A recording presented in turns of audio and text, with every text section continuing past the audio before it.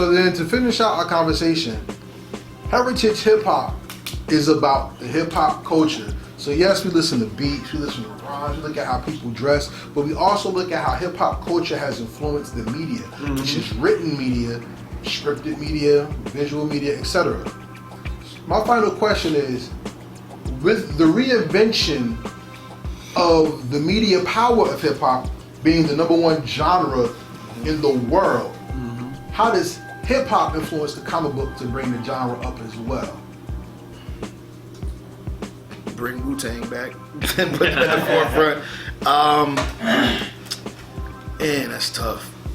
I mean, but it's not, because if you read Miles Morales, he talks about Biggie Smalls in there every now and then. That's his favorite rapper. I'm not really sure how hip hop, because it's so repetitive, yo. Like the mainstream stuff, and I don't want comic books to be like the recycled part we were talking about earlier. And that's kind of what's happening in mainstream pop. You get one formula and everybody sticks to that. So me personally, I'd rather, like, maybe you can get like a soundtrack to your album or something, 'cause I listen to music when I'm reading. So if you could give me a dope comic book with some music tied to it, like some instrumentals or something like that, I think it could work that way. But as far as like the mainstream hip hop stuff, I really don't want that to touch this part of it. But if you got some dope beats, I'm gonna listen to your stuff all day while I'm reading. All right. So see, what you're saying is what I mean. That now we have a lot of comic book creators who are actually rappers. Right. Okay. So one was supposed to be here tonight. Shout out to Lau Omalau. That's my man. And he actually draws his own album covers. He has a comic book series coming out and things like that. And he makes music. One of his hit singles is Young Nightwing. You know what I'm saying? Okay. But what I mean for comic books is this. Shout out to everybody who likes anime. Because what made anime actually dope was the music before the product. Right. When you think of America, all you have is one beat. Or you have a corny mainstream rap, which is really white supremacy music. But you have that, which really is very bland. But when you go to Japan or K-pop or whatever, they are jamming. And that song is a single and they're going off. Right. And shout out to like Chocolate Nation Studios, because Jabbar Brown's been doing a comic book with the Dog Pound, and they actually in boot camp, and they actually going to blend their music to his project. Right. My thing is, when you jam, you got Goku throwing beams, people like they got the beat knocking, and you got them JBs doing hip hop beats to anime music. Oh yeah. How do we take the comic genre and the hip hop genre and go that way to make it better? How's hip hop gonna influence it to bring it together that way? I'm thinking the roots, right? So we talk about the struggle, we talk about giving voice to what's going on in the community. And I think comics has always been that untapped, unfiltered media where you can give voice to what's going on in the community and to the world and put it in a worldly perspective. And that's where I think it merges. Like for me as a creator, I listen to, various hip hop songs, and that kind of influenced me on how I write. I write to a beat.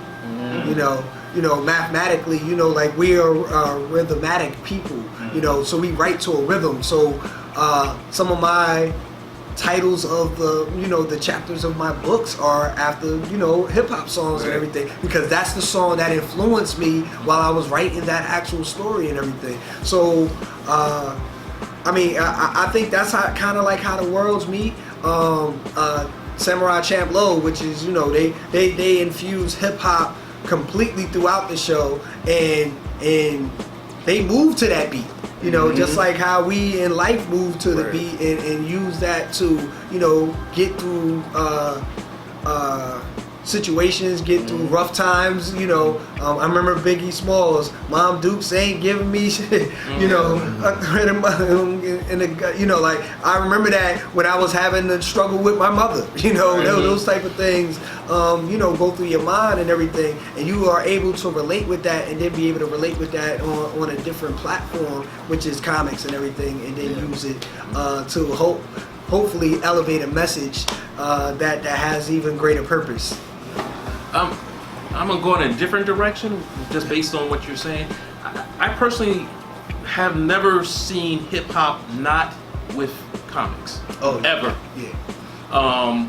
And I can break it down a couple levels. One, and I know you and I have talked about this before, the rapper is a superhero. You know, you don a persona, you get on stage, you have these superpowers of lyricism or DJ or turntables, whatever the case may be. That's one facet of it.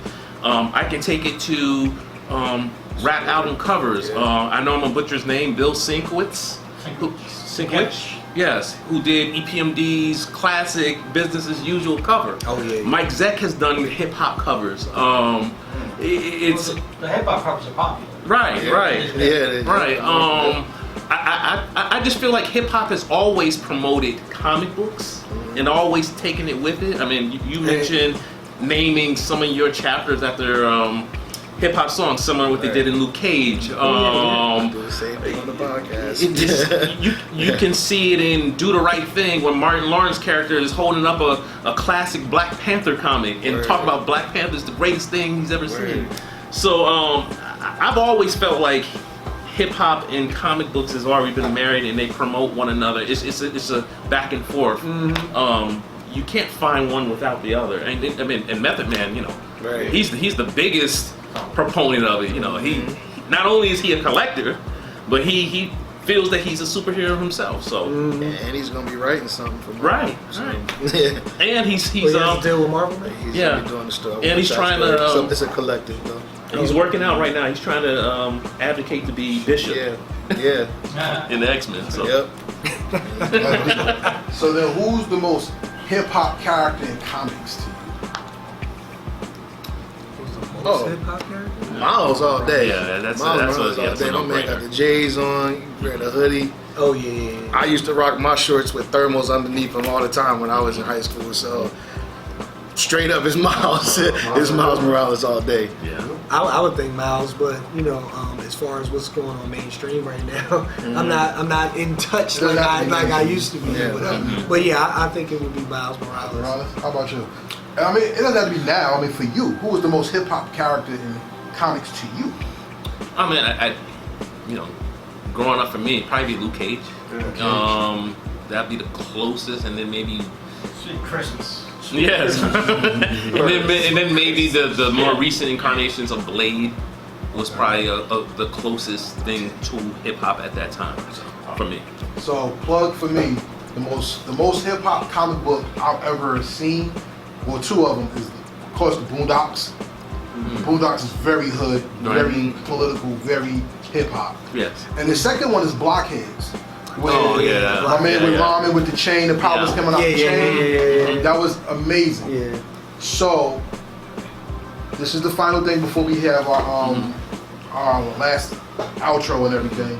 Don't forget Bounce by Chuck Collins. That's another hip hop comic book strip. Last question. I brought hip hop into it to introduce Blerd-Hop, which is, of course, black nerd, whatever.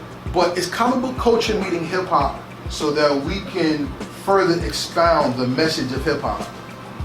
What is the main message of your book, and what are you trying to give the world that is missing through your book? And your podcast, your creation, I should say. Okay. I mean, for me, I look at it as a couple of things: exposure, opportunity. So if you look at animation, you look at a game design and everything, you look at the credits, right? There's 1,000 job opportunities out there. Most of our black and browns do not know about those opportunities. So within my comic book series, I'm looking to expose the various STEM topics and everything, but do it in a creative way where, you know, like you're telling a good story, but because you're passionate about this and introduce these scientific, technology, engineering, mathematics concepts, you know, like you can find a way to actually learn from it as well. So that's been my whole vein of what I've been doing, and that's actually been my life's work of trying to, you know, just introduce more individuals into the STEM fields, you know, which could be very lucrative for, you know, your family, community, be life-changing, and to be able to do that through comics, through animation and gaming. That's been what I'm looking to do with my platform, and then just give a voice to the voiceless. I think for me with Corsairs, it's going to be the notion of diversity. I want everyone, regardless whether it's Corsairs or my future titles with my partner that's coming out, to see themselves in it and not just, for lack of a better term, as color. You know, you're a bush basically. That was one of the things I always hated growing up, seeing whether it be a black character or a Latino character, and either they were the most terrible of the crew, or they had one line and that was it. So I just want to make sure that everyone sees themselves in our works, and everyone, to the C's point, everyone has a voice in the book, a credible voice, a strong voice, not just fodder, you know. Yeah, with a stereotype. Yeah. For me, I just wanted to showcase on my podcast that it's actually cool to go read something. You know what I'm saying? Because growing up, nobody was pushing books in front of me. Oh yeah. So as I got older, I started discovering the comics and everything. I'm like, man, this is pretty dope. So, but the other thing that I wanted to showcase was these are different worlds, right? All these books, all different worlds. If you can't get off your block and go to different places, you can open up these books and read something that take you somewhere else. The same with music, because I talk about both. So, you know, music for me, growing up, my dad's a singer, my uncle's a DJ, and I just remember like listening to house music and then going to my dad, listening to gospel, and then listening to R&B. It was just taking me away, you know what I'm saying, for a little bit from everything. So yeah, just being able to escape whatever you are dealing with is something that I wanted my show to represent. And then also the independent writers and stuff like that, to show the kids that you can do that, you know. So to everybody out there, I hope you got something special, because look, there was more questions I ain't even asked. But if you would like to see those questions asked to many different creators, please join our movement, Heritage Hip Hop. Support Blerd-Hop, and once again, support these gentlemen. Please, from the left to the right, reintroduce yourself and tell them how to follow you and get your products. Once again, my name is Nasir Gifted. You can find me at PB Soldier. That's at PBSOLIDER on all social media platforms. Dan McNeil, Kid Monster Creations. The book is Corsairs, and I'll make it really easy for you. Literally put Kid Monster Creations in Google, and all of our stuff comes up like that. And storefrontier.com, talk about Yes, the shirts. storefrontier.com if you want to get some merch, some really cool stuff. Said the kid. That's Classic. right. Yeah. Amir, aka the Magic Man. My podcast is Paperbacks and Soundtracks. You can find me on all social media at Paperbacks and Soundtracks. I have links in the bio and my Instagram page for the show, but you can find it on Apple Podcasts, Google Podcasts, Spotify, and iHeartRadio, and YouTube. So we'll be back in February for season 3. Very well done show, because I follow my man. And I can't wait to get on there. So to everybody out there, remember, support your creator, support the people who create from his influence, and make sure you find a place to be very well inspired. And our place of inspiration for this episode is 53 University Avenue, Newark, New Jersey, Fortress of Solitude. Come get your books, come get your figures, and not that, come get some lessons in life, because the books are dope. And we dope too. So thank God for us. Everybody out there, we thank you for watching. We say peace. Peace. We out. Peace.